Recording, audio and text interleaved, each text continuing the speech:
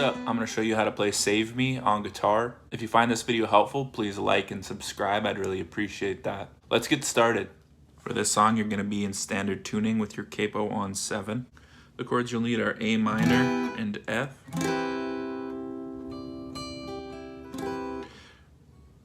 How to play A minor is X open, 2 2 1 open, and F is X open, 3 2 1 open, and then you will need to put your pinky down on the 3rd fret here every now and then. The intro.